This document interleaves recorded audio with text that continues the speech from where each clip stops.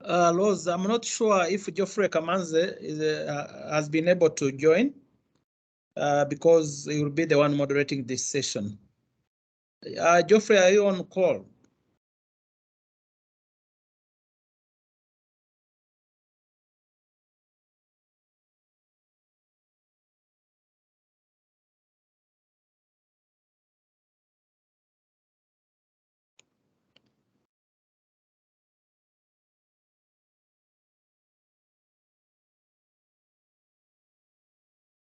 I can't be able to see him, but allow me, let me give him a call. Yeah, please do. Please do. We need to start on time.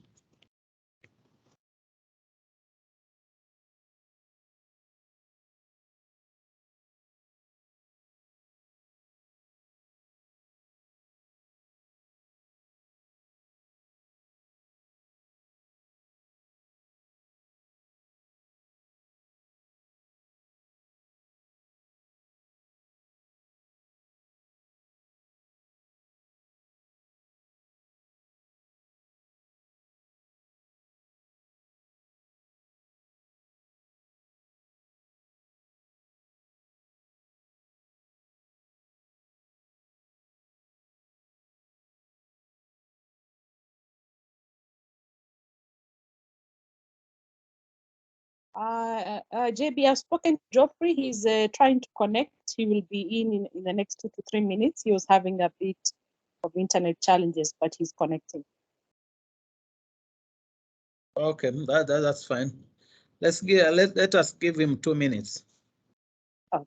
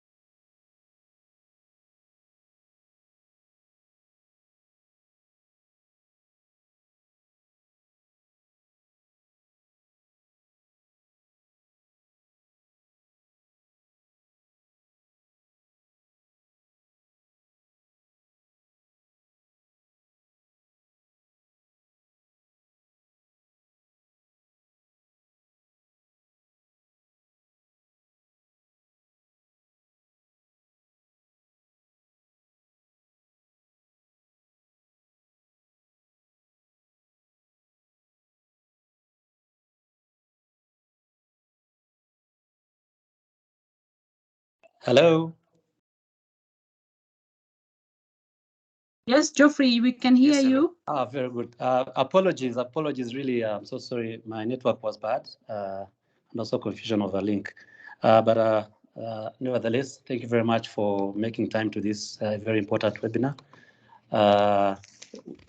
We are going to use not more than 2 hours to ensure that the presentation of this report is validated by yourselves. So without taking a lot of time that has already been lost, allow me to present the ground rules for this webinar. I kindly request you that you mute your microphone and video whenever you're not speaking, unless you're called to. I can also contribute to the meeting goals, basically the open sky issues related to levies, taxes. Let's not go out of the scope. Let's kindly stay on point and focus on this topic. We will chat rooms whenever given time, so that you air out your question or contributions. Kindly explore the chat room so we'll be able to collect your contributions and put them on the floor. We are also going to record this meeting, this validation, for cases of our own archives and reporting, nothing else, just to ensure that you are aware about that. And definitely at the end of the validation, we share the final report with the participants in this validation. So allow me to welcome Mr. John Bosco Kalisa, the CEO of EABC, to give his welcome and introductory remarks of this validation. Thank you very much. The floor is yours, sir. Yeah, thank you very much, Geoffrey.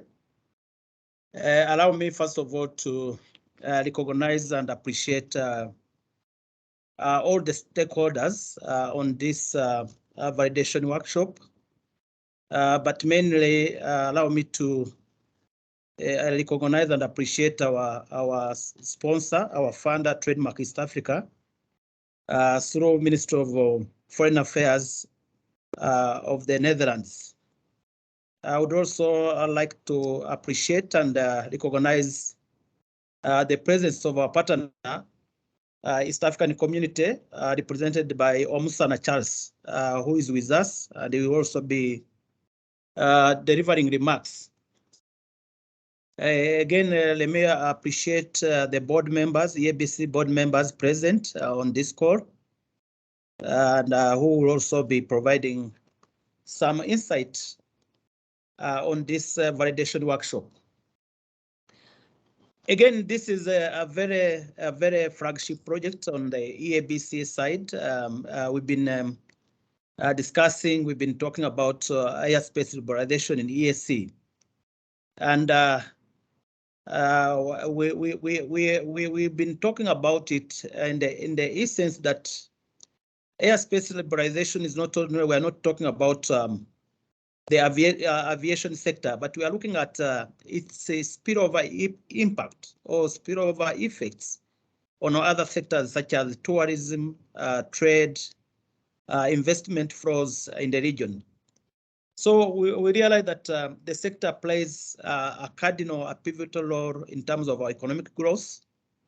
And of course, the study done by the TradeSmart will highlight that. But I wanted to just give you a key insight why this sector is very important for the growth of East African region or East African community.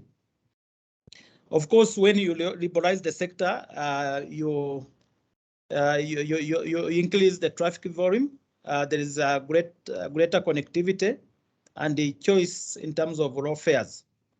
But the benefits are more than that. The past studies which were conducted by EABC, funded by DFID, indicated that if EAC is able to open its skies, liberalize its airspace, we are able to generate annually almost 200 million United States dollars that will be contributed to our GDP. In addition, the similar study indicated that once we liberalize our airspace, it will increase our employment generation to the tune of 50,000 per annum. 50,000 jobs will be created per annum. So the benefits of airspace liberalization extend well beyond the aviation industry and passenger, but it also contributes greatly to trade, tourism, inward investment, productivity growth, as well as increased employment. So both qualitative and quantitative studies does highlight that it is very important as the region is growing, as we grow into a regional trade, as we trade with the rest of the world, we need to work on the regulation. We need to reduce or eliminate cabotage. These are laws, domestic laws that impede the free flow of our airlines. So that is what the study is going to highlight, mainly to look at the fees, charges, taxes, and other hurdles that we impose on our airline. I'm sure that the team that worked on this have looked at the evidence, both quantitative evidence, qualitative evidence, as well as stakeholders consultation and engagement to gauge the insight of various stakeholders, how best we could work, how best we could do advocacy around airspace liberalization. So without any further ado, allow me again appreciate and welcome Pavin. Pavin, she's the head of public-private dialogue and export capability within Trademark. She has been part and parcel of this engagement. Karibu sana Pavin to provide your insight. Asante sana Geoffrey. Thank you very much, CEO, for those introductory remarks and giving the context of the validation and what setting the expectations. We look forward to hearing from the presenters later. But nevertheless, let's welcome Ms. Pavin, Head of Public-Private Dialogue and Export Capability Trademark, to also give as a partner to give remarks. Karibu, Pavin. Thank you, Geoffrey, and thank you, CEO, Mr. Kalisa. So good afternoon, ladies and gentlemen. As you've heard, my name is Pavin Beda, and I lead on the Public-Private Dialogue Program at Trademark East Africa. Thank you for inviting me to the webinar. So on behalf of Trademark, of course, I'd like to start by expressing my gratitude to the East Africa Business Council for organizing this session today and for the partnership on the Public-Private Dialogue Program. I'd also like to recognize the Kingdom of Netherlands for having funded this particular program, which advocates for an enabling trade environment and investments.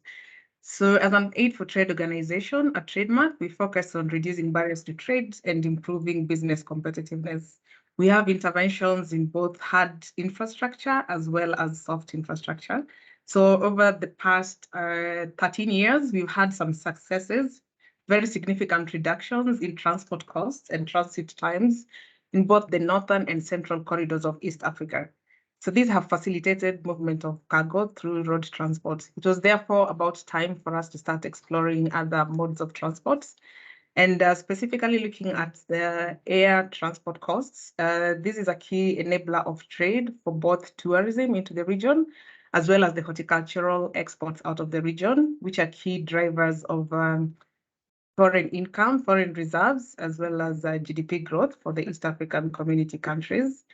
So we have done this by collaborating with both the public sector and the private sector. Of course, taking the lead is the East Africa Business Council.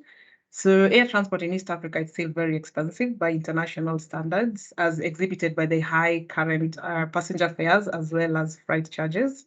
So this increases the cost of doing business in the region. And so based on the presentations today from the consultants, I hope we'll find it an inspiring setting for all participants to think about the future, what we'd like to do in terms of facilitating movement of people and goods across the region. So looking at the agenda, I'm certain it will be an opportunity for an excellent exchange of knowledge. So just to finish off, from us as Trademark East Africa, I'd like to reiterate that we are committed to continue working with both public and private sectors to unlock the bottlenecks to facilitate trade, not only in the East African region, but also in Africa as a whole, as we now move towards implementation of the Africa Continental Free Trade Agreement. And for us as Trademark, our original country of operation were in East Africa. We've since moved to Southern Africa, the Horn of Africa, and now West Africa. So we look forward to carrying on this conversation to the continent. So thank you, and over to you, Geoffrey.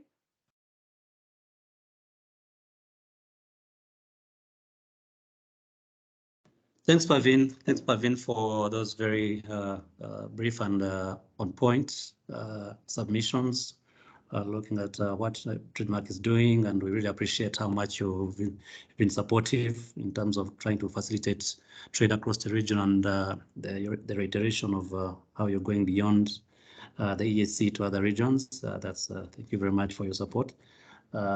Really, as you said, air transport has been exorbitantly expensive, and really brought issues of movement of goods and passengers across the region. But nevertheless, I think we'll hear from the recommendations that the study is going to bring. So thank you very much, Pavin, and we count on your support, of course, going forward in many of such engagements, and the support that we may require from you as you've provided. Thank you very much. So let's have also remarks from the representative of the EAC Secretariat, Mr. Charles Amusana, the Principal Economist, Investment and Private Sector Promotion at the EAC Secretariat. I welcome, sir, Mr. Charles, to deliver your remarks. Thank you, Geoffrey, for this opportunity. And let me first start by commending EABC for commissioning this study. It is a study that is long overdue. And I also take this opportunity to thank the Mayor for providing the funds needed for this study. Indeed, as we've heard from both the Mayor and EABC, travel by air within the region is expensive. And it is imperative that this study brings out the facts and what needs to be done, as already alluded to by Geoffrey in the recommendations. But as stakeholders in this area, we need in this afternoon to discuss candidly and openly on measures that will help facilitate trade. If the EAC, intra-EAC trade is to continue growing, there is need for movement of goods and persons in an affordable and efficient manner. And this is what air transport brings. Therefore, liberalizing the airspace of the region is going to greatly contribute to our desire of growing our intra-EAC trade, as well as promoting investments across the region. This afternoon, the consultant is going to highlight the bottlenecks, but most importantly, what we need to do as a region to make air transport affordable. Can we embrace that? I know most of you participated in this study. You are going to validate what's provided in this study, and let's be open. Let's not think of individual partner states. Let's see how we as a region can move forward in this regard. I also like to thank, because it's not a day to make speeches, it's a day to see how we can liberalize our airspaces in an affordable manner, but without disadvantaging any of the stakeholders. So I take this opportunity once again to thank EABC and Timea for this study, but most importantly, I thank you, the participants on this call, for sparing your time to participate. We look forward to your contributions, and I wish you fruitful deliberation. Thank you, Geoffrey, and over to you.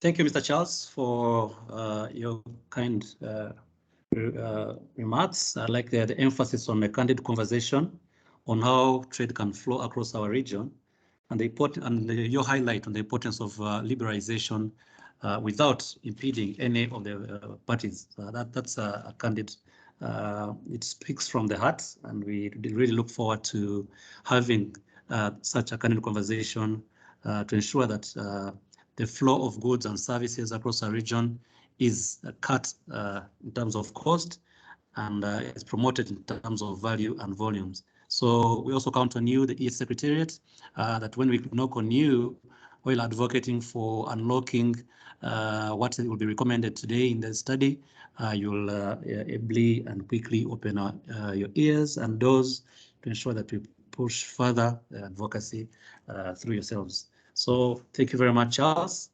Without further ado, let's welcome the presenter, representative of TradeSmart, who are the consultants that took on the study, to give us a presentation in a period of not more than 60 minutes. I don't know whether it is Rose or Becca. You can let us know who is taking on the presentation. Karibu TradeSmart. Thank you so much, Geoffrey, and thank you everybody for the remarks. Becca will be taking us through the presentation, so welcome, Becca. Thank you very much, Rose. Thank you very much, Geoffrey. Good afternoon, members. Good afternoon. Let me try to share my screen.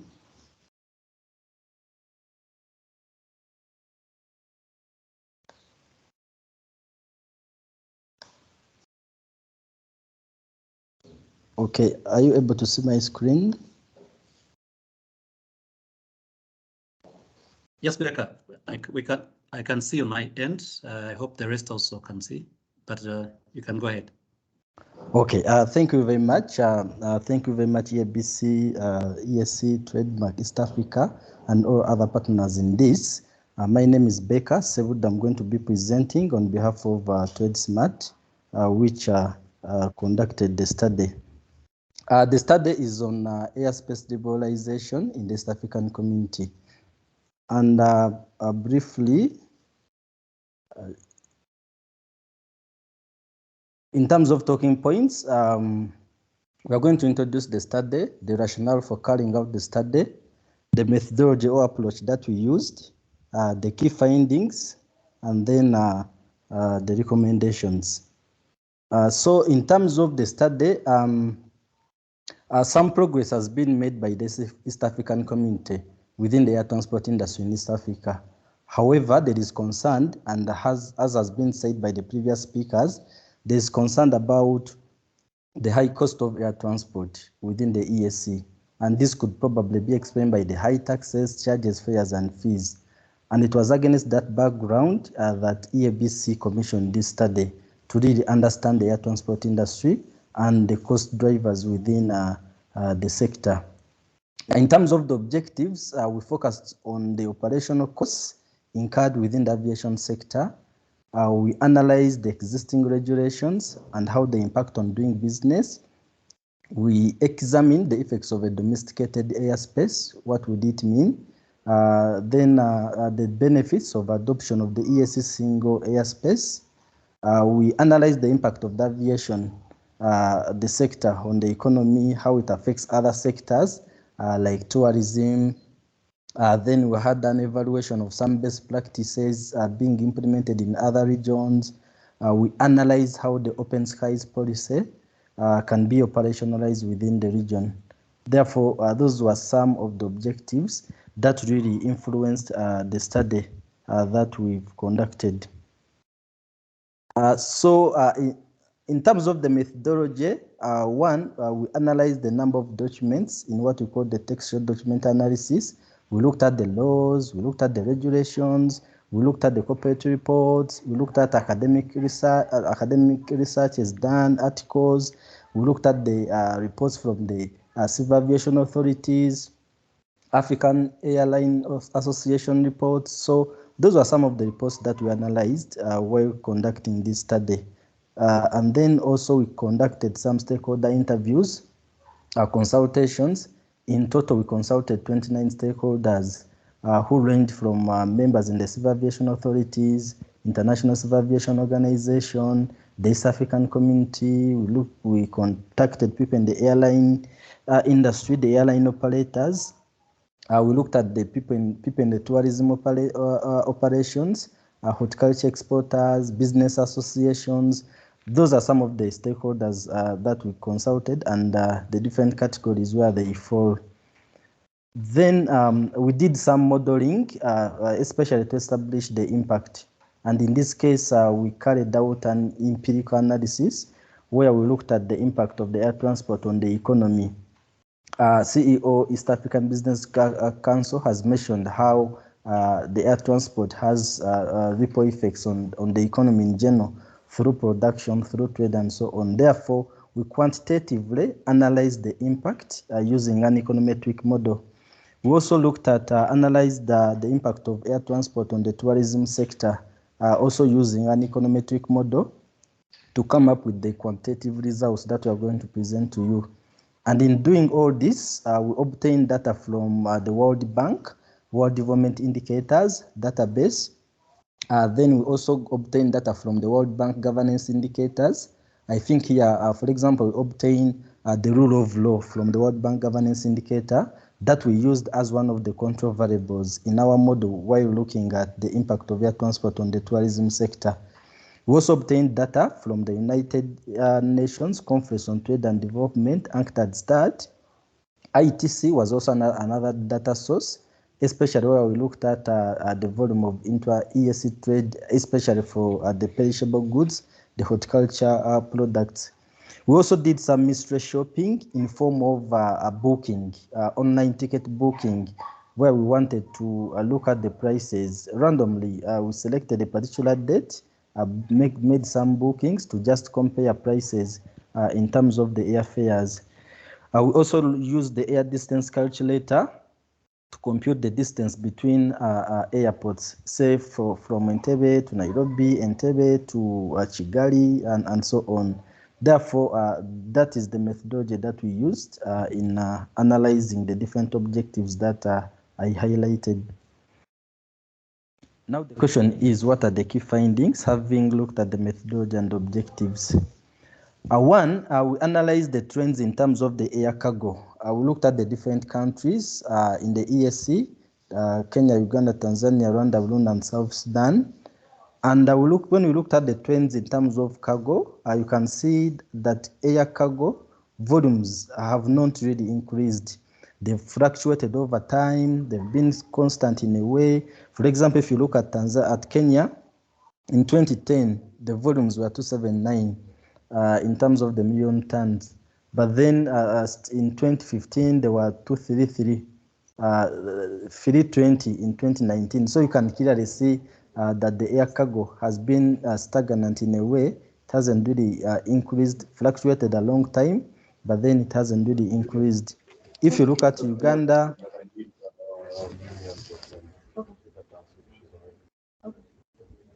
it's the same scenario. The cargo volumes have really not increased, and so on. So the question is, why haven't the cargo volumes increased over time? And this could be explained by the high cost of transportation of cargo within the EAC region. That's one reason that could explain the stagnation in terms of cargo volumes. Then we also have the lengthy bureaucracy involved in obtaining clearance, coupled with scheduling delays in some cases.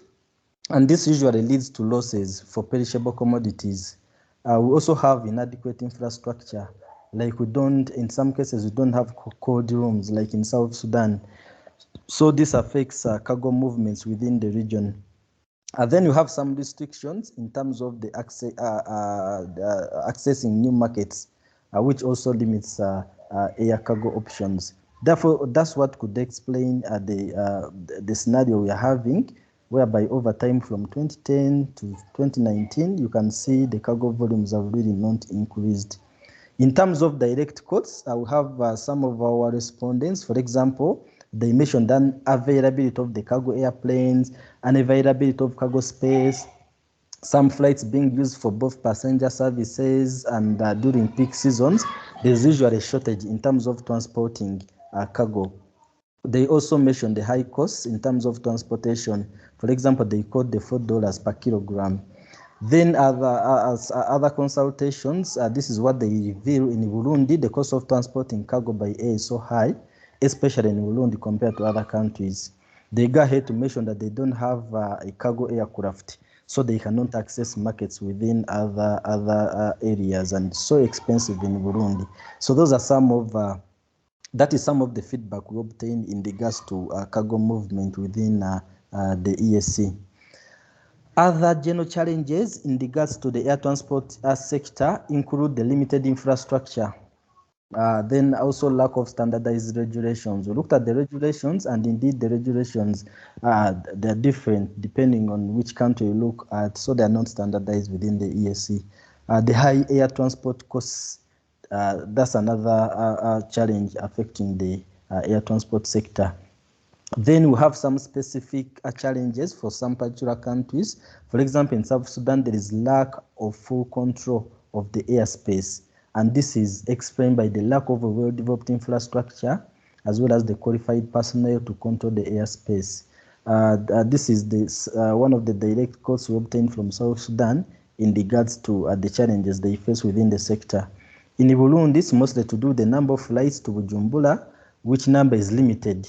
And also the challenge is compounded by the fact that Burundi doesn't have a national carrier, and this contributes to the increase in the cost of air transport to and from Bujumbura. Those are some of the specific challenges that really affect South Sudan and Burundi. But generally, the infrastructure is limited within the region. The regulations are not standardized. The transportation is really high in terms of the costs incurred by the airlines in different aspects.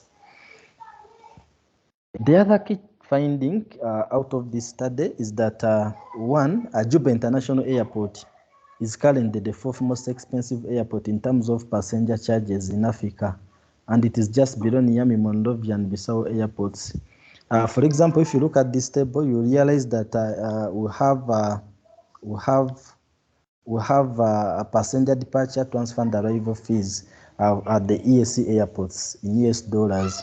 You can clearly see we have, for example, passenger service charge, security charge, passenger handling charge, and airport tax, which contribute to the departure taxes. And you can see, for example, Juba, the tax imposed or the charge imposed is $122, which is above the average within the EAC of 67 in total, meaning that the passenger departure and transfer and arrival fees in total are higher when you look at Juba compared to other countries. But on average, it is at 67 within the EAC region. That is excluding DRC. Then we also noted that the passenger departure and transfer fees in the EAC region are lower than those in the ECOWAS, in the CEMAC region.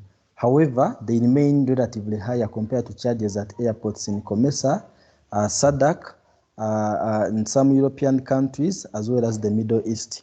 If you look at this table, it's a regional comparison where we compare the departure, the fees imposed on planes leaving, direct fees imposed on passenger departures. You can see SADC is at 37.8 on average, COMESA at 44.3, EAC is at 58.8. So SADC and COMESA are cheaper in terms of the departure fees, whereas EAC is also cheaper compared to ECOWAS and CEMAC region. So this is how we are performing in that comparative analysis. You also note that when it comes to SADC, the fees imposed on regional departures within the SADC region are lower than those imposed on international departures away from the region.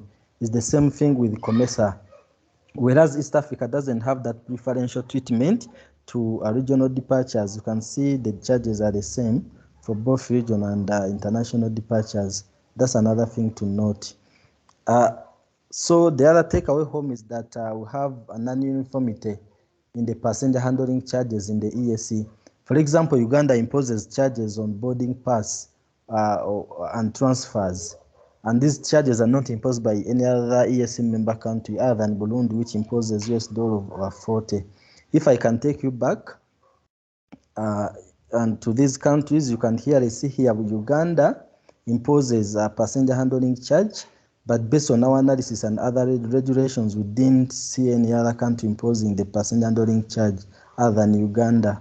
Transfer fees, still Uganda imposes $10, whereas it's only Burundi that imposes $40. Other countries don't impose such fees. The takeaway is that we still have non-uniformity in terms of these fees, whereby some countries are imposing, whereas others are not, and those are the specific examples. Then the other thing to note is that the EAC countries charge uniform passenger departure fees for both flights within and outside the EAC region, something that I mentioned. And comparatively, COMESA, SADC, ECOWAS, and some member countries have preferential taxes and fees for flights among the member states. This is what we have exactly here in this table, where you can see COMESA, the departure fees is different when it is regional departures or departures within the region compared to departures outside the region, whereas for EAC it's a uniform average rate. Then when it comes to the tickets, we looked at the air tickets. Like I told you, we did mystery shopping where we randomly went, booked, and so on, and got some prices, indicative air ticket prices based on the different routes. And when we got, what we noted is that on average, the passenger departure fees account for 13% of the ticket prices for flights in the region, within the EAC region. Then they account for 8% on average for flights within Africa, outside the EAC region. And then they account for 4% on average for flights outside Africa to Europe, to Asia and Middle East. However, this proportion is on the direct passenger fees that we've seen in these tables, the passenger departure, transfer and arrival fees. We also note that there are some other aircraft-related charges that are imposed, which could range from parking, landing, lighting, and so on.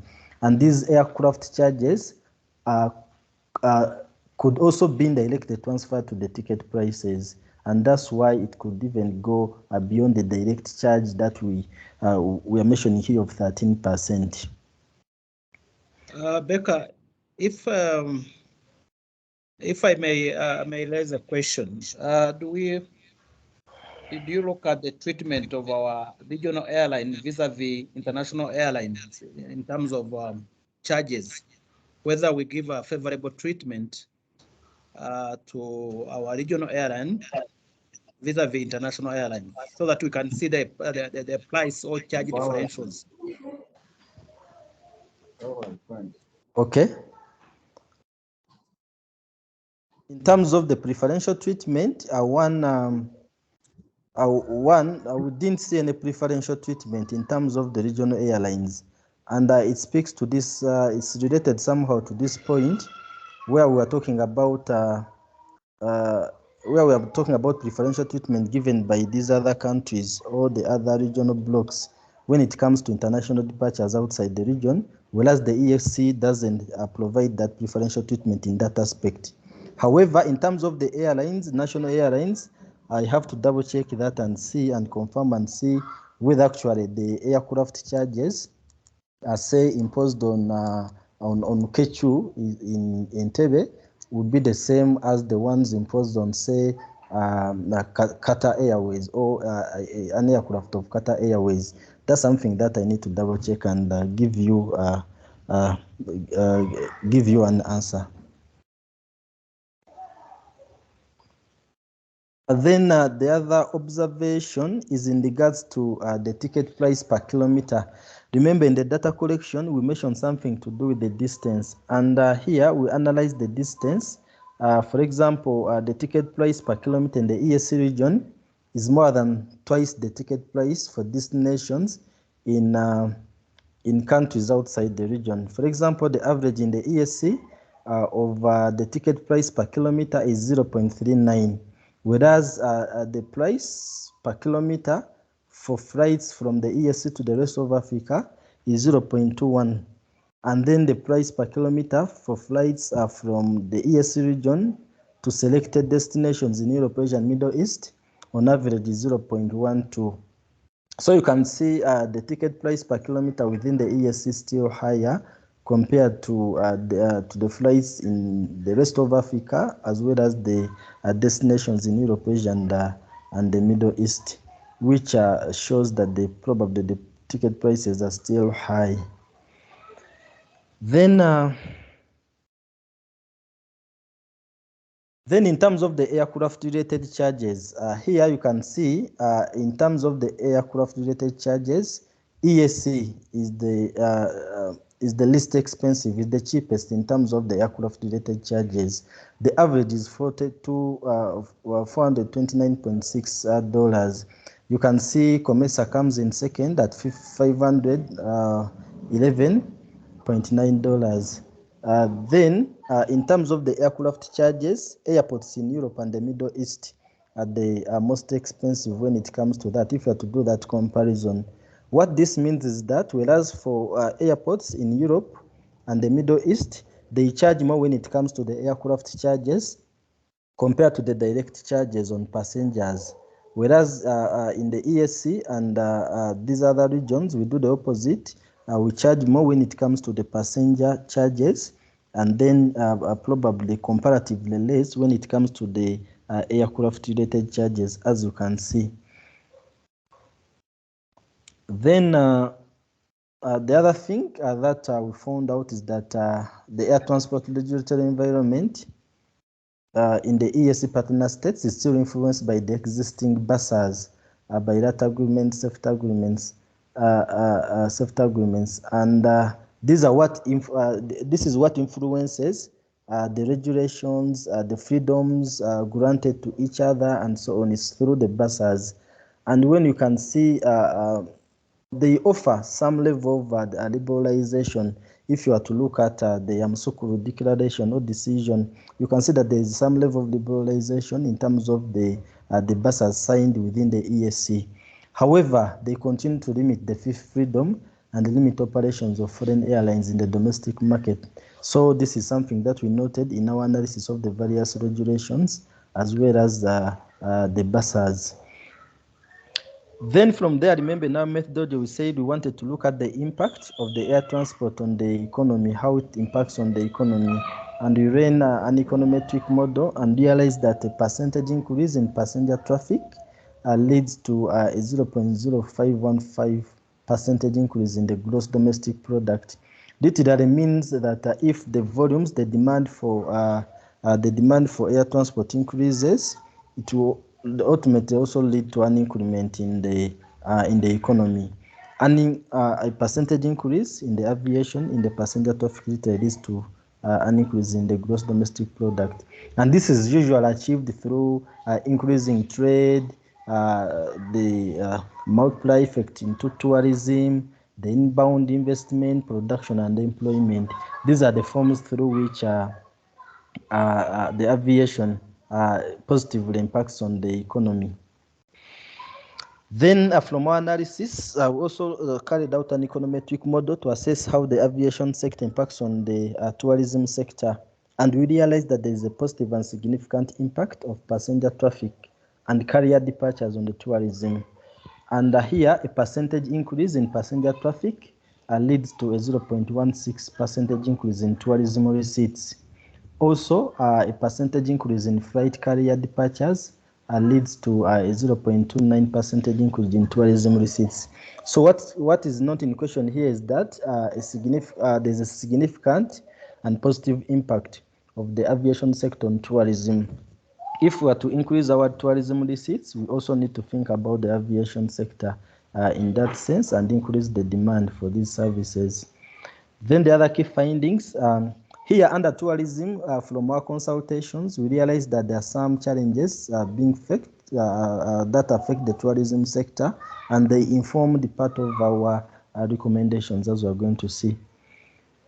Then also, The other key finding is in line to the fact that the open skies policy can be implemented in the East African community by doing a number of things. From our interactions, we realized that some progress has been made in regards to further liberalization of the aviation sector.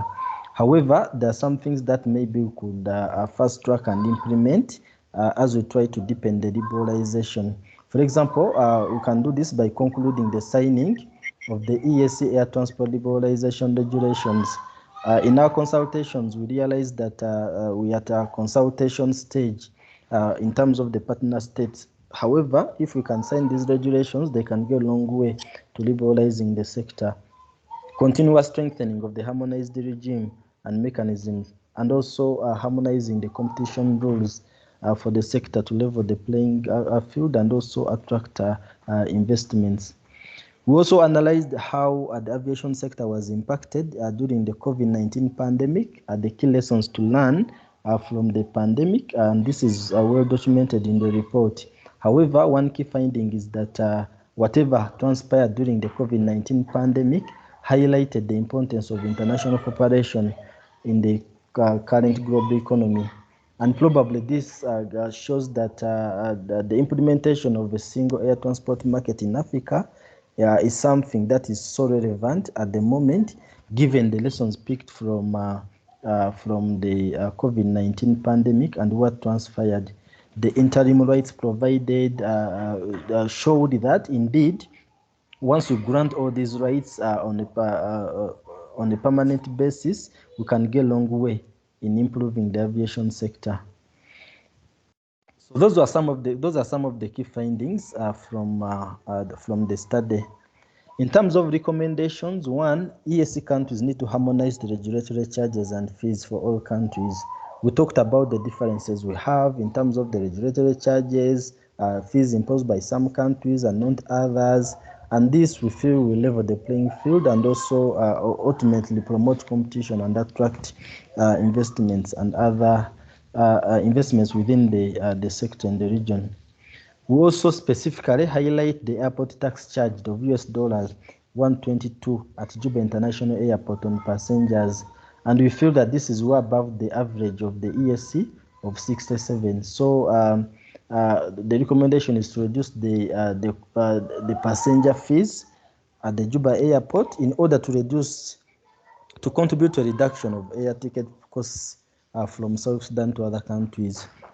Then also talking about uniformity and charges within the EAC, we talked about some non-uniformity. For example, Uganda should consider eliminating the passenger handling charge of $0.6 per boarding pass and $10 on transfers.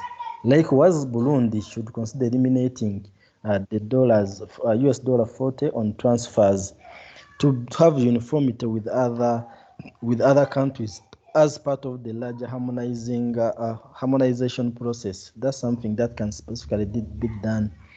Then also, EAC should consider eliminating the buses to ease the air service agreements. Instead of having these bilateral agreements where in most cases freedom is denied, we can, as a region, achieve a single airspace for EAC in line with our EAC common market. And here, we can try to liberalize the air transport services. Instead of the buses, the region should be moving towards a single air services agreement for the region, and this will open up the skies within the EAC and help reduce the costs incurred by the airlines.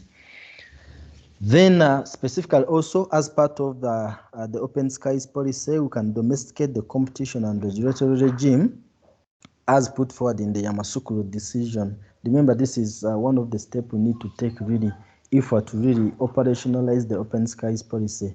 And by so doing, this is one way of doing it, which will ensure harmonization and fair play for all players in the sector. The other recommendation is in regards to the signing of the EAC air transport liberalization regulations. The regulations were developed, like we mentioned, from our consultations. We are at consultation stage. Therefore, if we can fast track and have this signed, it will go a long way in liberalizing the sector. Then also in the long term, probably EAC partner states can think about developing and implementing a joint EAC airline business. This will give us an advantage as a region, reduce the cost of doing business if we are to do it jointly, and we shall see the growth of the airline industry, and also increase the competitiveness when it comes to the global stage. Then specifically on tourism, like I said, we noted from the consultations that the tourist visa needs to be promoted and implemented within the EAC because, like we mentioned, the tourism receipts are anchored on the demand for the air services. So if you are talking about liberalization, and if we indeed liberalize further, the hope is that the tourism receipts will have to increase. So we can remove the barriers by introducing a single EAC tourist visa, whereby all countries are in line: Uganda, Kenya, Tanzania, Burundi, Rwanda, and everyone. And this will increase also the demand for the air transport services. Therefore, those are some of the recommendations. Becca, on the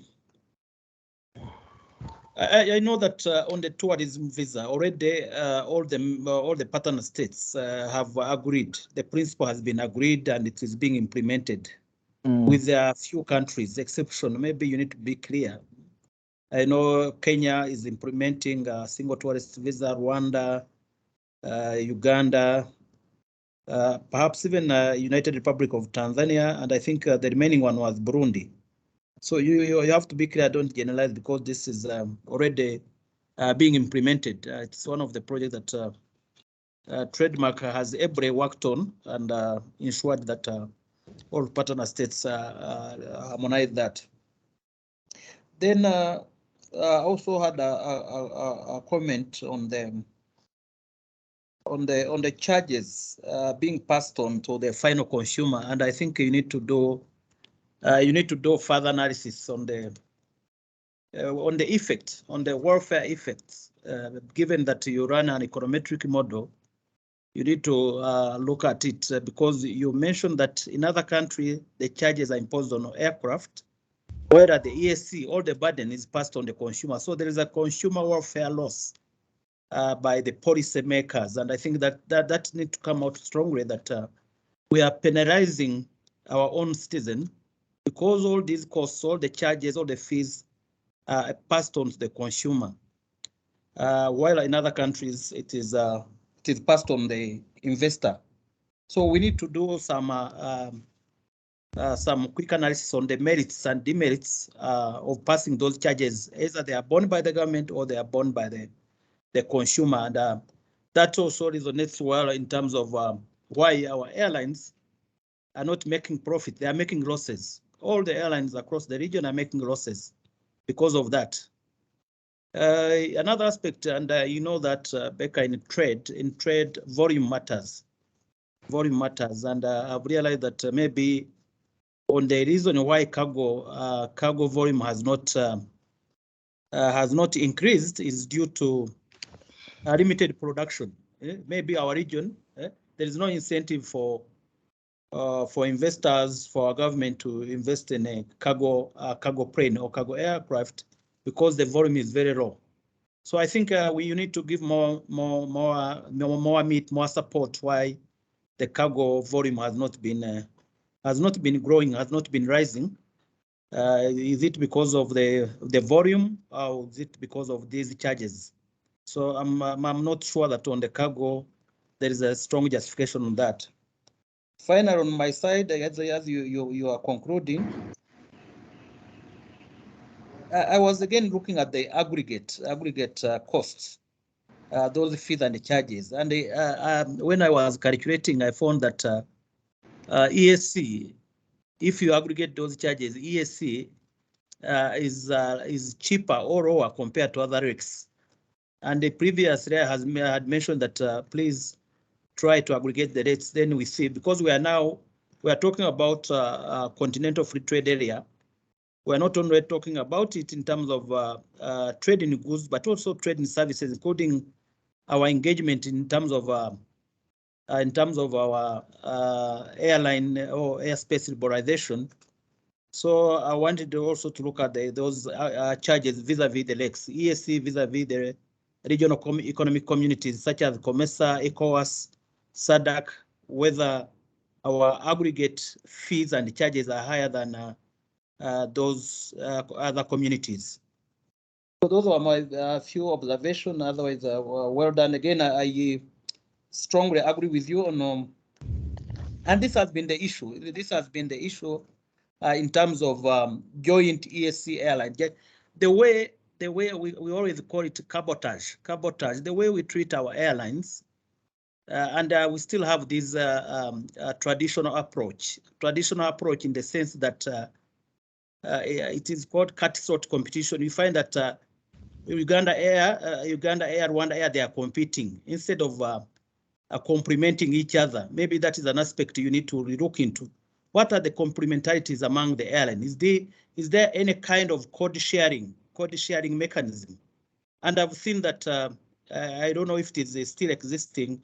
In most cases, airlines complement each other instead of bringing 10 people, maybe from Kigali to Arusha. If there is one airline, you can when you have that code sharing, then you don't have to incur a lot of cost in terms of fuel. You would rather use that existing airline. I don't know that framework if it exists the EAC, but I think synergies among the airline joint promotion as opposed to national flag carriers. So we have like an EAC, we treat our airlines as the EAC airlines, as the regional airlines, as opposed to call it national carrier, national airlines. So I think that those things need to come out clear, Beck and Rose, in terms of what can we do, what can we do in terms of even creating incentive for investors, not only the government, because most of our airline government invests in those airlines, but what are the incentives for the private sector also to have a kind of public-private partnership so that we are able to lower the costs. Okay, those were my few observations. Otherwise, well done, Beck and Rose. But again, I can see we have a very good number of participants. We want to open the floor. Any question either on the chat box, or someone can raise his or her hand, because this is a very topical issue, and we need to come out with clear and concrete recommendation in terms of how we move forward, how we engage our policymakers in terms of reducing those detrimental charges that affects our economy, not in the aviation sector, but trade, investment, because we look at the airline not only as an aviation sector, but its spillover effects on other sectors. Over to you, Becca. I think you are concluding. Okay. Okay. Yes, CEO, can I respond? Or? Sorry, Becca. Thank you very much, CEO. Thank you very much for those questions. I recommend that we take a series of questions. Then, as that, I hope you had concluded, because I saw that I think on the last slides saying thank you. But if you haven't, then you will start from where you had ended. But for now, let's welcome questions. I think the first questions were from the CEO, Mr. John Bosco Kalisa. I see two hands, one from Pavin and then Dave. You can ask your questions, then you can have the first round of questions, then you can take another one after Becca or any other person can respond. So I think we can go that direction. So Pavin, please, then Dave. Thank you, Geoffrey. Thank you, Becca, for the presentation. I had a couple of questions. So on the recommendations, I think maybe we could enhance the study further. So we highlight how we need to implement those recommendations. Because some of them, it is what it is the status quo. But from the study, we'd like to know how then do we go ahead to implement the recommendations, or what's preventing the region from implementing what they know, like what we know we need to do. So on the modeling for the cargo, I think it would be nice to indicate what's the composition of cargo. Like, is it, and even the direction of movement, is that trade towards the region? Is it trade out of the region? Are we talking of pharmaceutical products, or are we talking of horticultural exports? Because that was one area of focus for this study. So it'd be good to know in which direction it is and what the composition of trade is.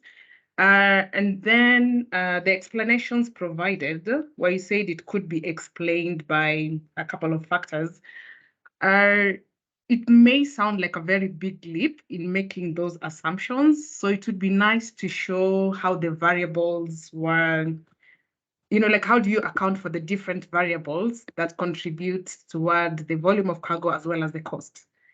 Because out of what we have indicated, it's quite, what's the right word? Like risky to make the assumption that this is happening because of XYZ. I've seen one comment from a key informant, but I don't think we have adequate data to substantiate the assertion.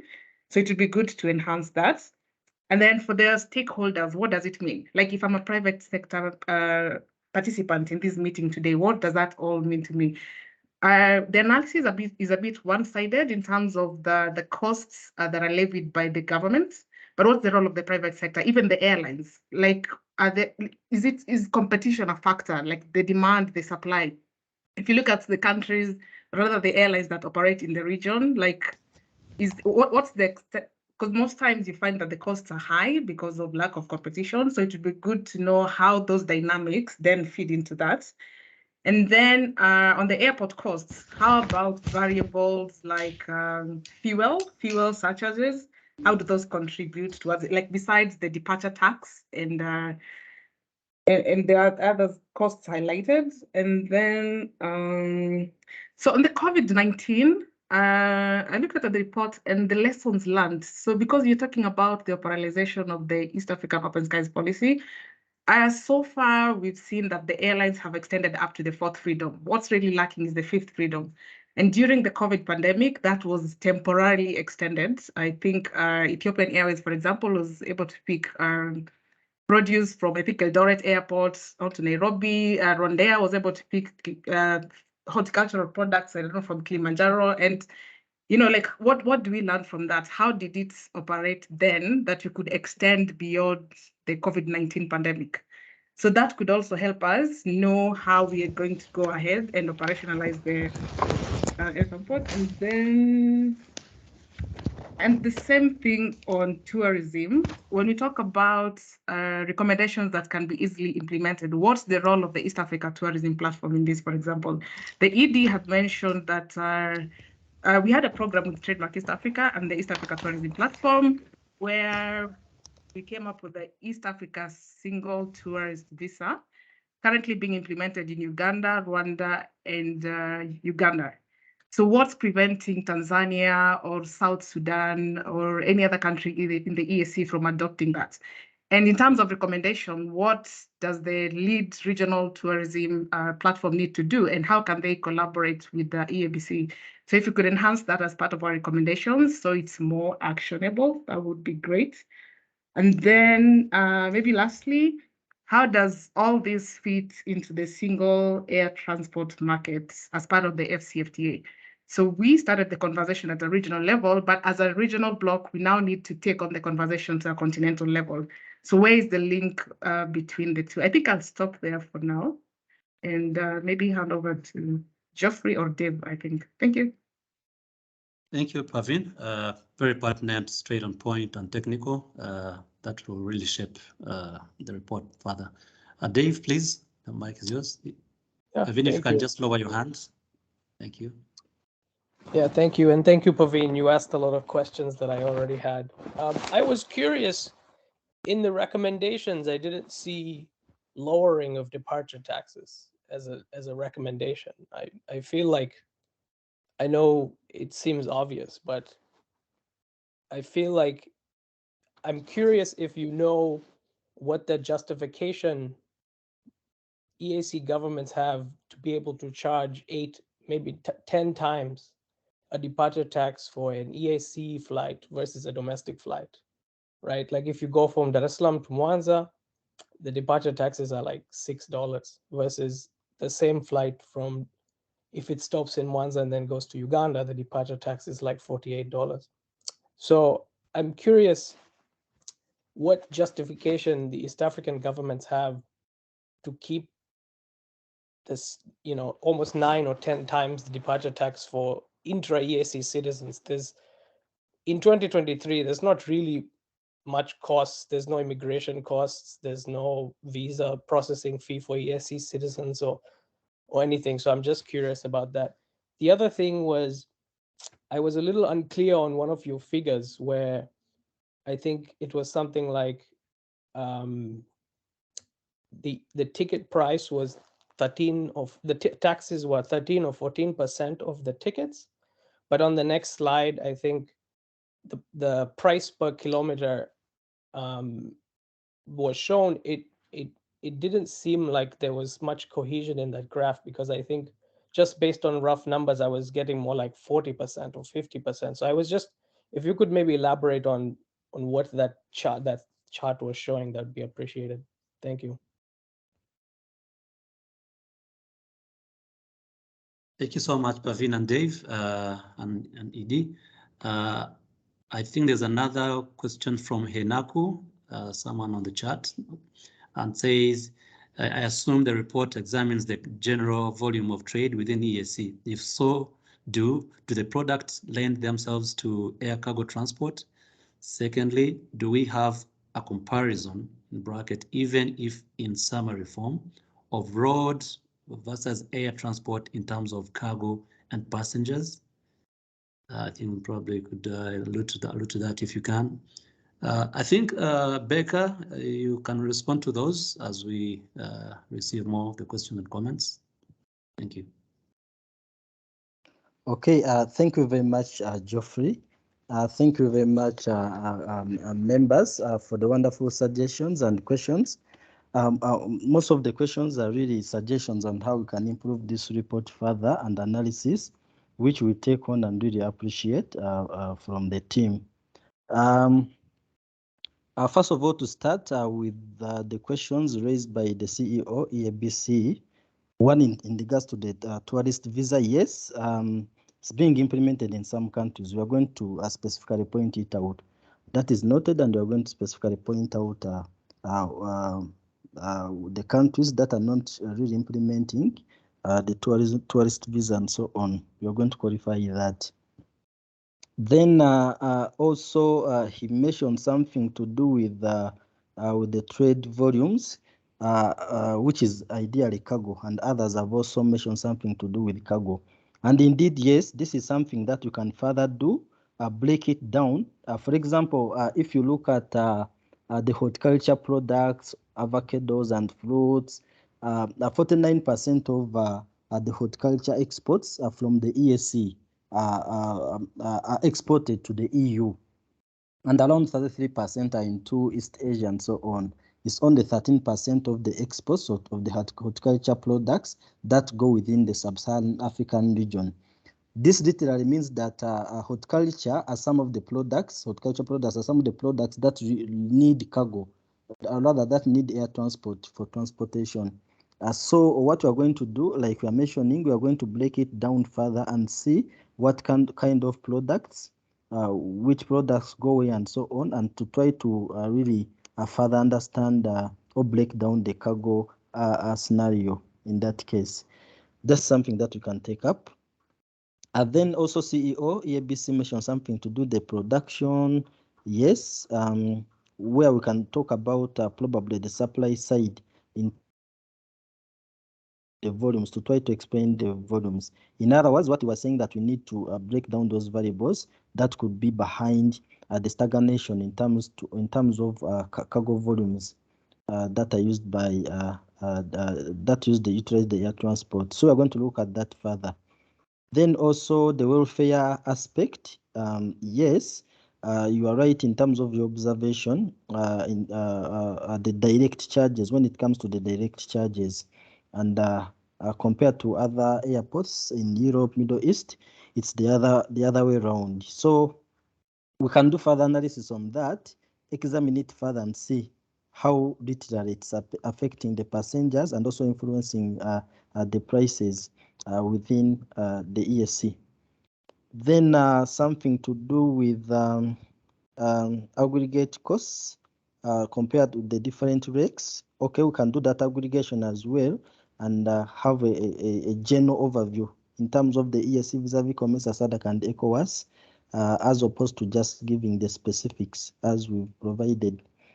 Then the complementarities among airlines, how can we achieve that, and what can we do to create incentives?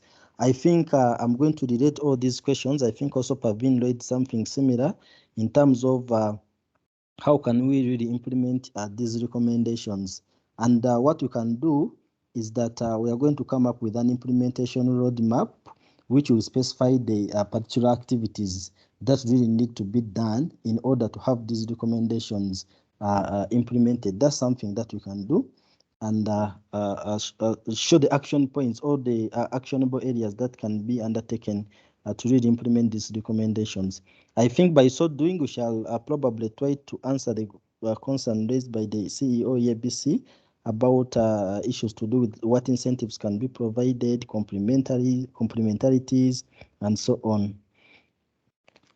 Then the other thing was enhance the study further and show recommendations. I think I've alluded to that, where we're going to come up with a probably show roadmap and implementation roadmap and show what can be done, probably beyond the status quo. This was raised by Pavin. Then also she had something to do with cargo and the direction being taken. And I think that's what I've talked about, that if you break down this cargo, you realize that, for example, the horticulture products that really require transportation by air, since they are perishables, a big proportion of that goes to the European Union, East Asia, whereas the proportion, the intra-EAC trade is minimal. And probably, like I mentioned, we are going to break down that further by we are having the direction that we are having in terms of stagnation. Then I think this is also related, where she mentioned the variables that account for the volumes, and the costs. The variables that account for the volumes and the costs, yes, those will be the variables that we are going to show. And probably, if say the perishable goods within the EAC, the perishable goods that go to the European Union in terms of the horticulture products probably could explain why we have less volumes when it comes for trade between Uganda and say Kenya. We may also bring out issues to do with the issue of having similar products like Uganda and Kenya, where you may not need to import over avocados from Kenya, whereas you need to export avocados from Kenya, say, to the European Union. So those variables, we are going to really analyze them further and bring them out. As she also mentioned the role of the private sector, how does it come in?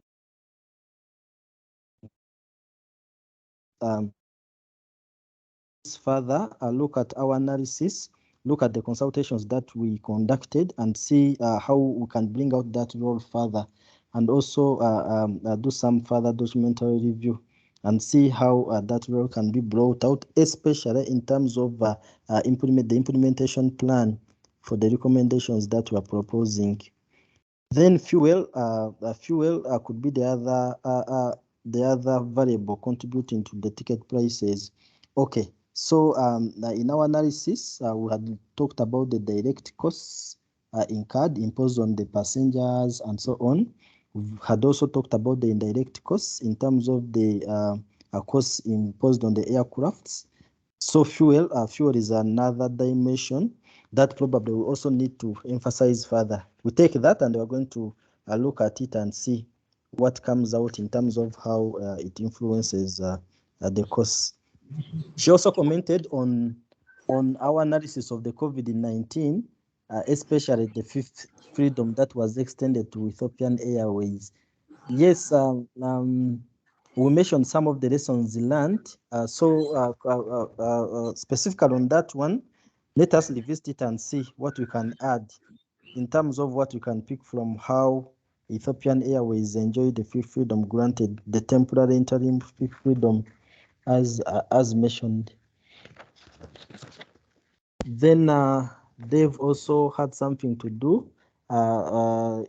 He talked about the figure, what we have under the two tables, where we mentioned that 13% of the ticket prices are to do with the passenger fares. That proportion is usually basically the cost imposed on the passengers.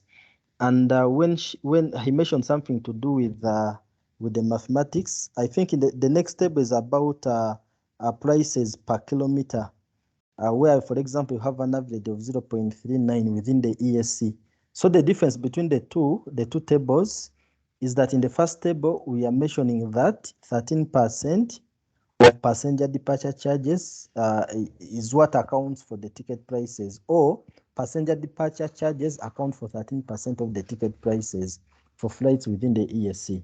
That's what we had in that table. We made some comparisons with the flights to other destinations outside the EAC, within Africa and outside Africa. Then, in terms of the next table, where we are talking about, he wanted us to elaborate on the coherence.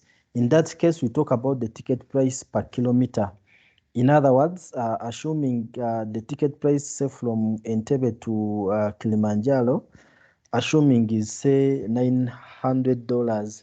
In that case, we are getting the kilometer from Entebbe to Kilimanjaro based on the distance calculator, and then we computed the average, the ticket price per kilometer.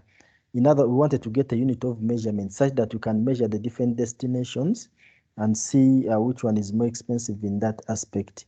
So that's what that other table was all about, to have that uniform comparison or parameter to compare the different routes and look at the distance and look at the cost per kilometer. But the first table was basically to do with the proportion of passenger departure charges on the ticket prices. Then he also mentioned something to do with lowering departure charges, and ideally what justification government is providing of having these departure charges. Yes, in our interaction, we realized that we have these in our regulations, and we've shown how they impact on the ticket prices.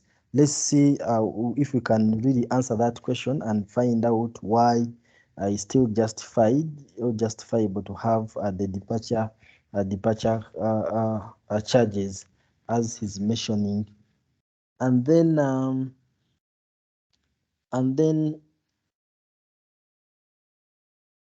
there are some other questions. The role of the private sector, fuel variables. I think I've really tackled most of the questions. Maybe what I can say is that most of these questions are coming up to help us analyze further, and we can see most of them are pointing us to different parameters that we can look at to enrich this report. And as a team, we promise to do that and come up with a more detailed report, including all those aspects. Thank you very much. I submit. Thank you very much, Becca. I think we still have a few questions. I see Mr. Ford and Adrian Jow's hands. If you could ask your questions. Okay, mine, Jeffrey, I think it's not a question, it's just additional comments and trying to be very alert in terms of using some word like a single airspace in our study and in our policy brief, because actually when we are talking of a single airspace, it brings a lot of issue in terms of the safety and security.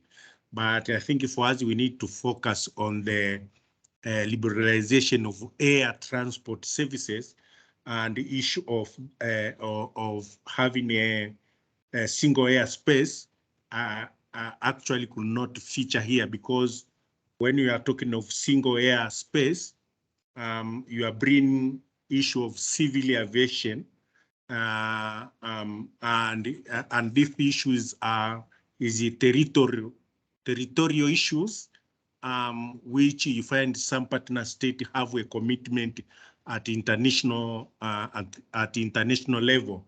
And also I want to say that in EAC we have a civil Aviation Safety and Security Oversight Agency, CASOA, which assists us in coordinating in terms of regulating the civil aviation safety and security issues. So let us focus on the liberalization of air transport services and not actually bring issue of single airspace, because when the policymakers here talking of single airspace, they get different meaning. I think that was my comment. Back to you, Jeffrey. Thanks, Mr. Njau, for that very good observation. And I think Beck and Rose should take note. We don't want to confuse the terms that will confuse more our readers, the readers of the report, but consequently to the policymakers who we advocate to. So please take note of that. It is a very, very pertinent and important point.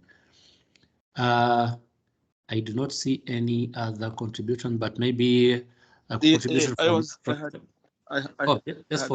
arm. Yes. I do my. You later read down, but please, I had stepped out, but I came back in. Sorry. Thank you, Geoffrey, and thank you for Becca for a very interesting submission and a very good presentation on the work they have been working on.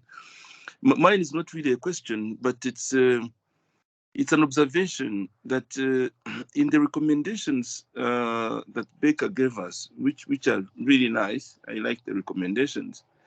I could not easily look at where they could have benchmarked on some of the success stories on a strategy to bring down prices that other countries or other regions of this world have implemented in the past.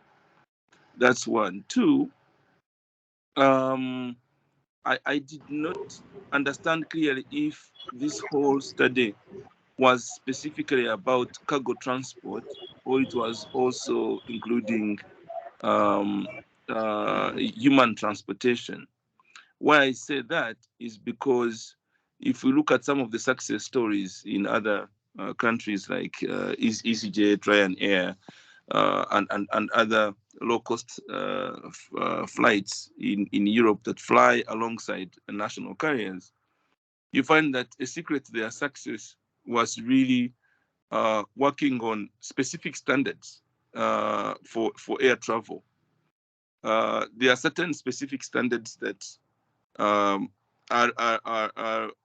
regulated or are enforced or are requested to be enforced by the International Aviation Body.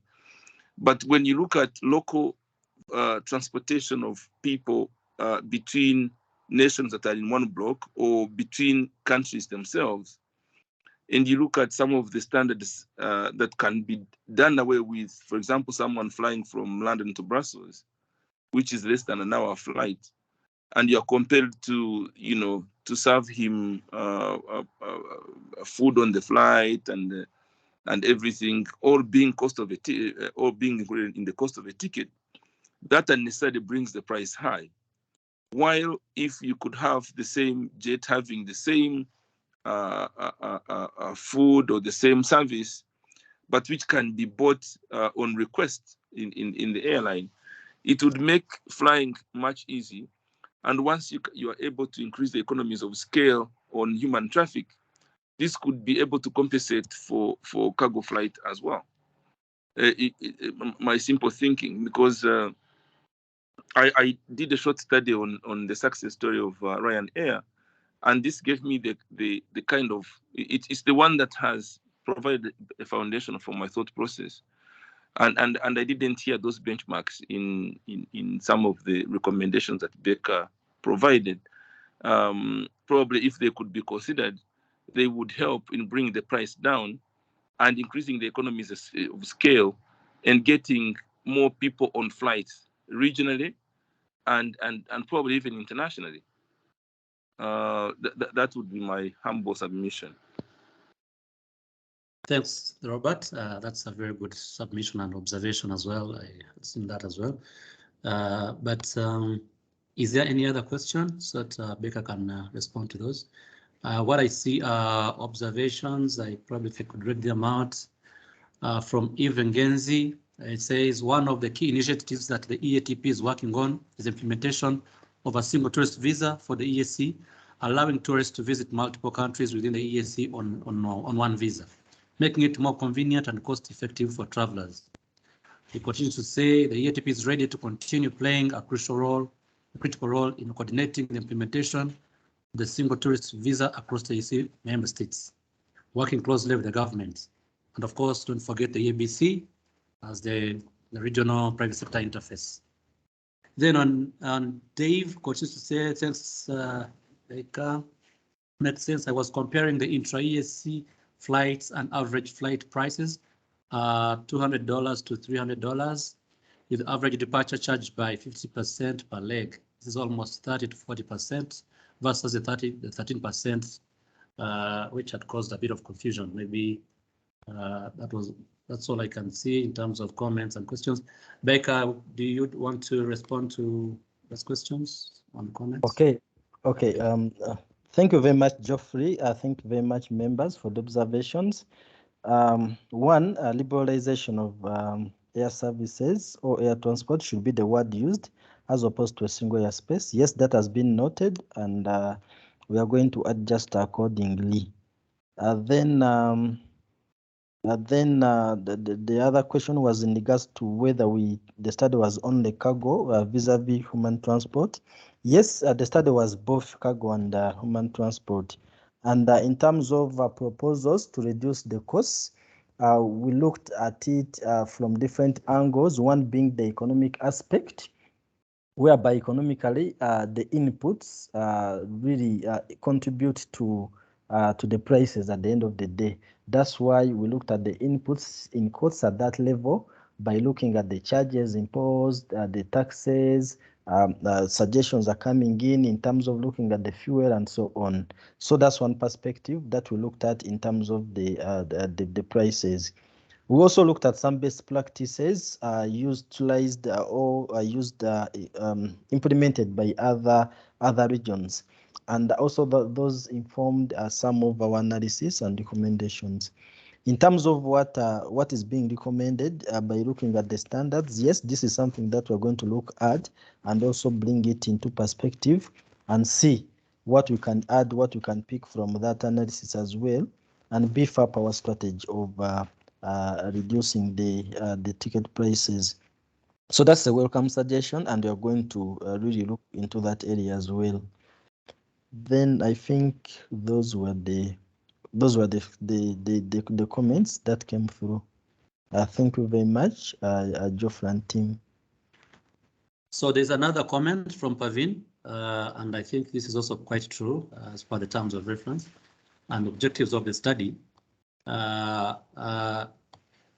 She says, on the objectives of the assignment, numbers, she states 4, which is the evaluation of the best practices in other regions with regards to liberalization.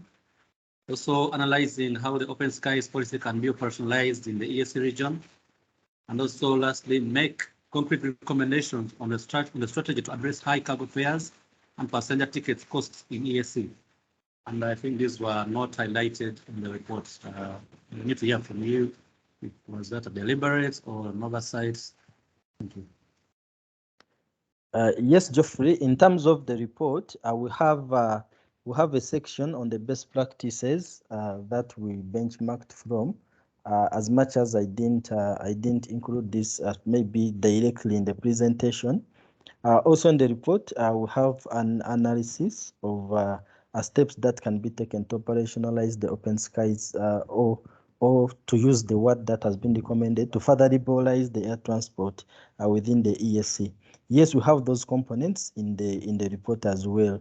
But like I have said, especially when it comes to the best practices and what we can pick, we've just received a brilliant idea in terms of what we can do further to analyze the standards and see how the transport costs can be brought down. That's something that we're going to add and incorporate in the best practices.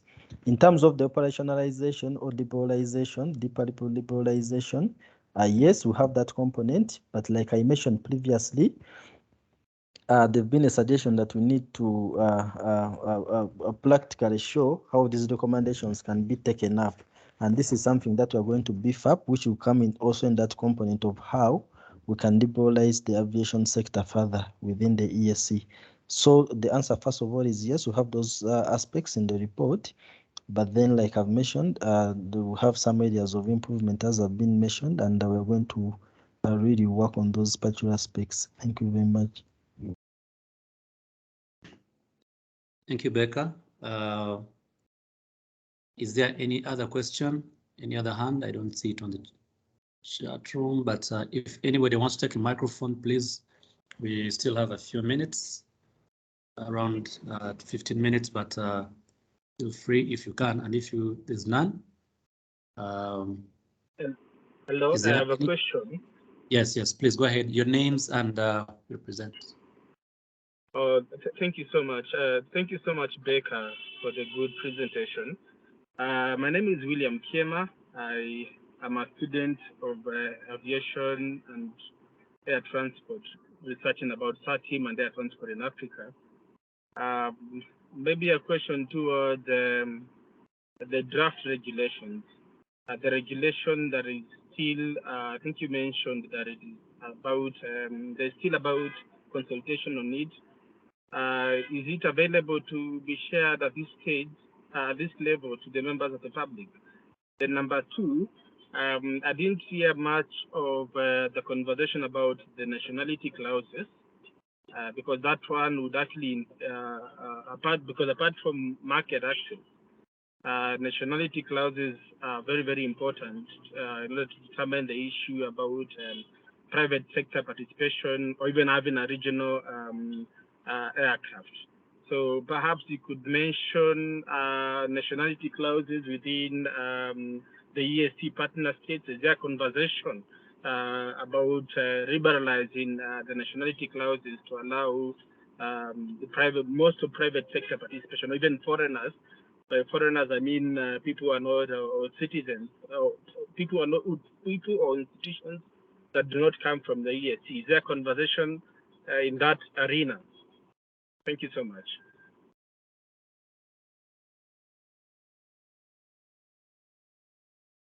Yes, Pavin.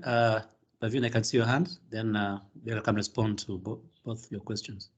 Okay, thanks, comments. Geoffrey. The other thing I'd like to suggest, if the voice of the users can be strongly highlighted in the reports. So, for example, what would Rwandair say with regards to extending the freedoms to Kenya Airways or Ethiopian Airlines into the region? What would Saudia Cargo say in terms of moving horticultural produce out of the region? Because we all know, and based on, I also saw a quote there where KQ only does, let's say, Kenya Airways does only 20% of the cargo movement.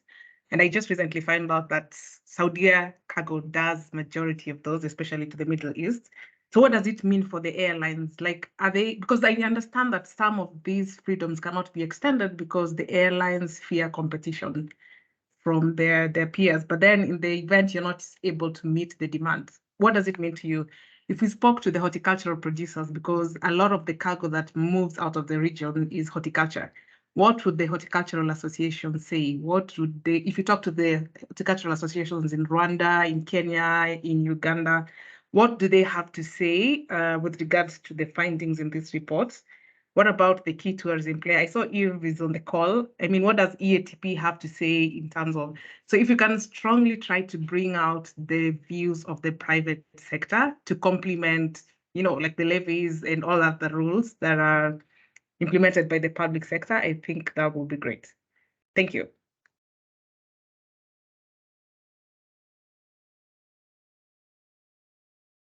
Go ahead, Becca, please.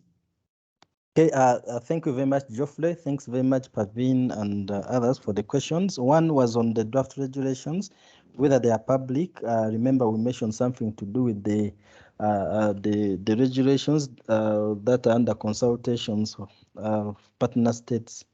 I think EAC would be best placed to answer this. I may not have a concrete answer on that one. But probably let us find out, and then we shall probably through Geoffrey get back on that one. Then in terms of the nationality clause, yes, this is so important. And in our analysis of the regulations, for example, we found out there were some limitations of ownership when it came to these regulations. Yes, this is something that we considered and analyzed in our regulations, but probably we need to look at it and also make it feature more prominently in the report. I think we have it under in our annex when it comes to the analysis of the regulations within the sector. But then we can make it more pronounced within the report. Then voices of users should be amplified. This is from Pavin. Airlines, views of the private sector. Yes, let's review the report, look at it and see what quotes you can put out, add from our consultations, because we quite have a number. And then you can see how these voices can be really amplified through those various pullouts and quotes from the users. I think those were the questions, and I would like to take back the mic to Geoffrey. Thanks, Becca. Do we still have anyone with a question?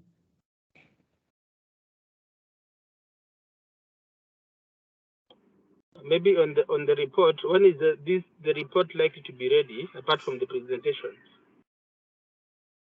are we expecting what will be shared in the report, or it is this presentation?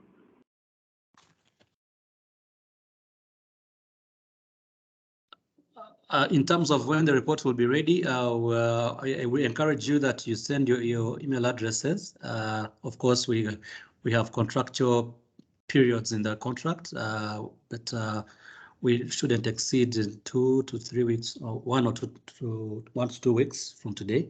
But we encourage you, please send your email addresses on the chat so that you don't miss out on sending you the report. It is important we say we give us email addresses if we really don't have it in our database. But we give it not more than 14 days from today to have the final report. My question, Becca, is still goes back to the same question.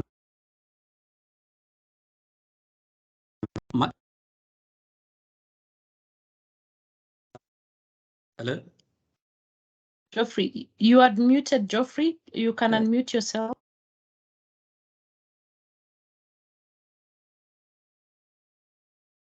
Hello? So my question was on the 13%, the 13% contribution of the cost of tickets.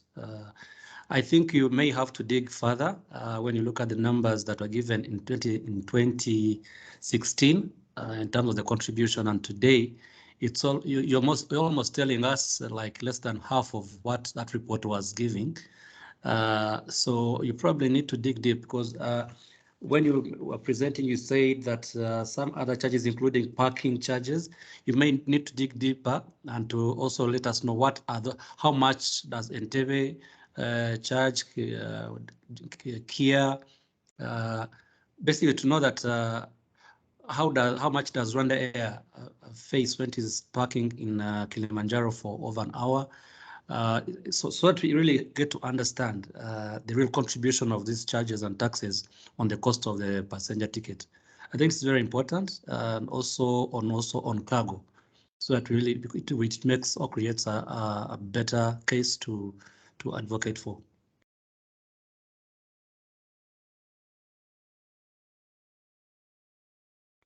Okay, that's noted, Geoffrey. That's noted.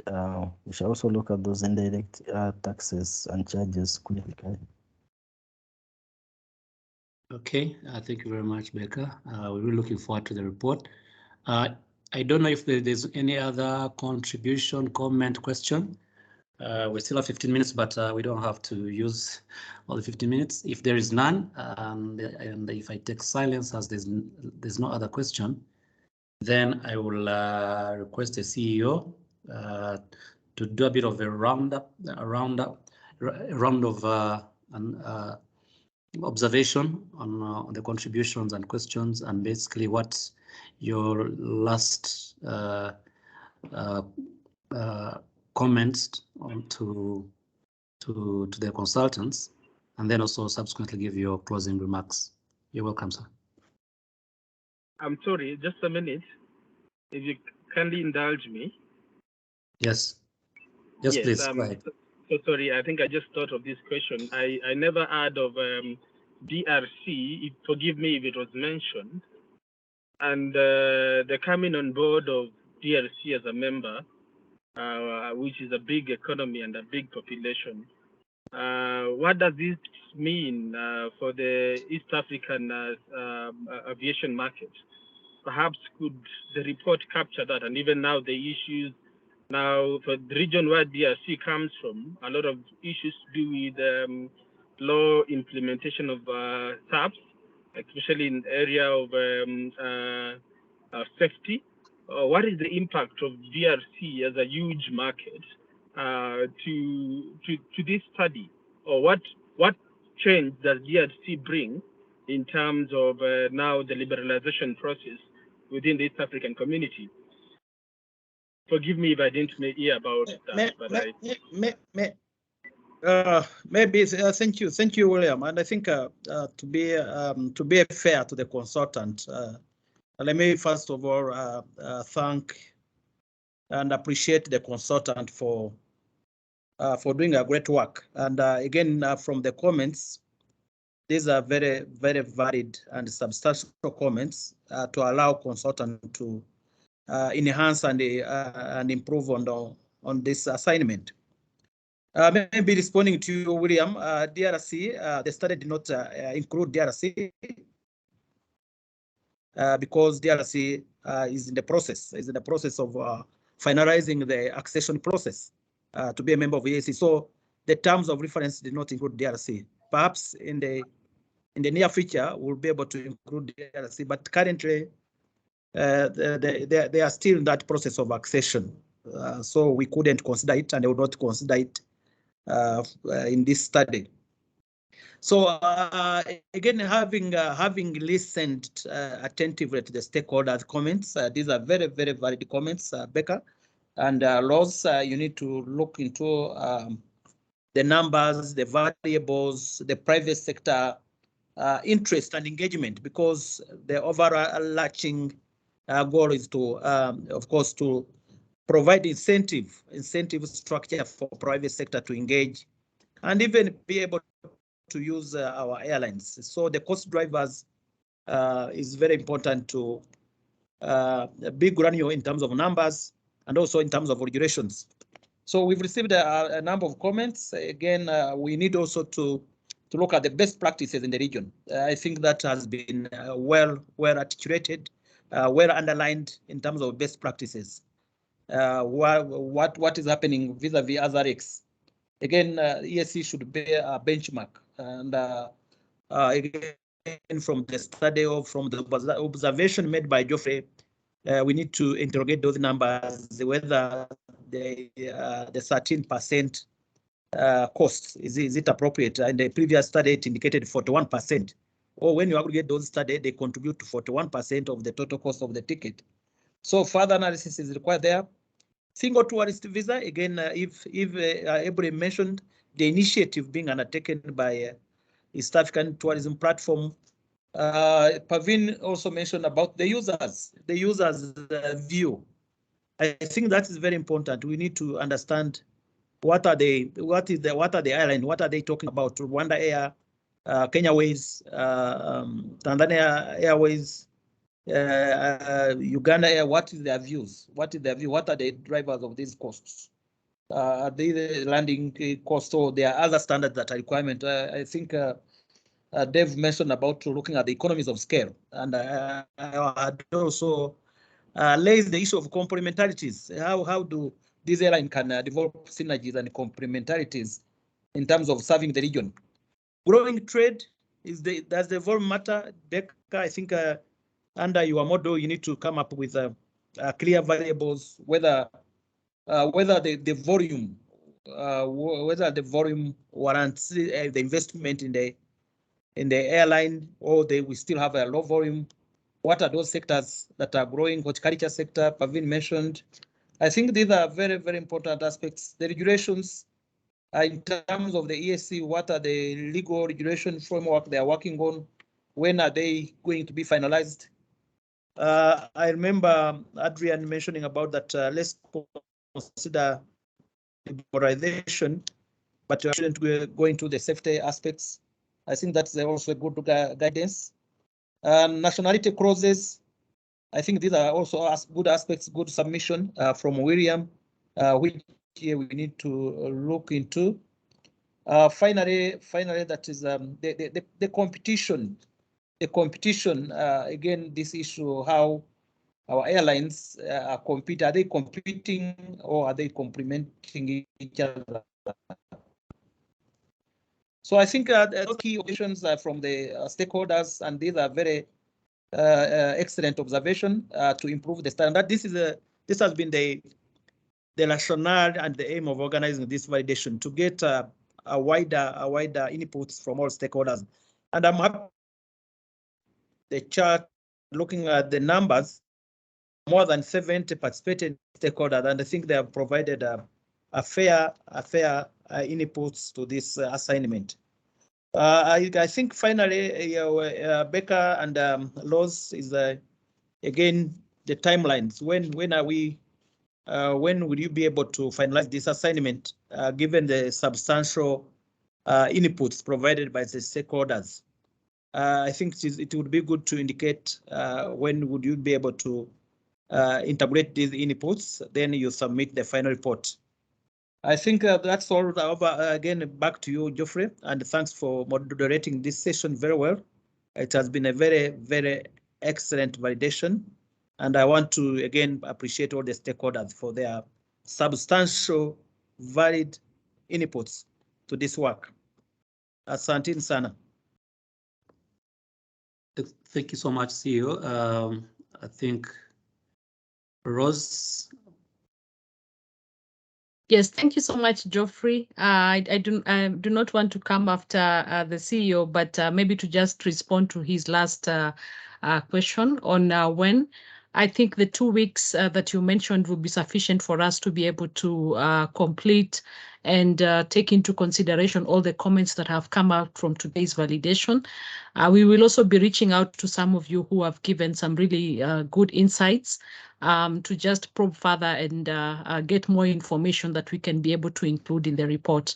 We thank you so much, and we thank EABC for the opportunity, and also for Trademark East Africa for the opportunity that you have accorded TradeSmart to be able to conduct this assignment.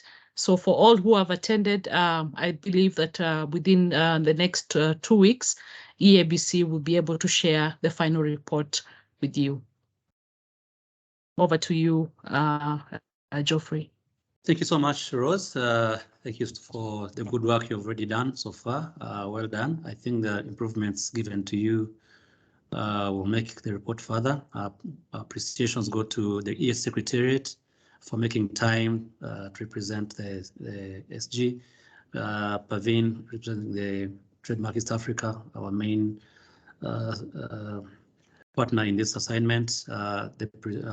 All the consultants and the participants, the stakeholders that have contributed to this, these findings.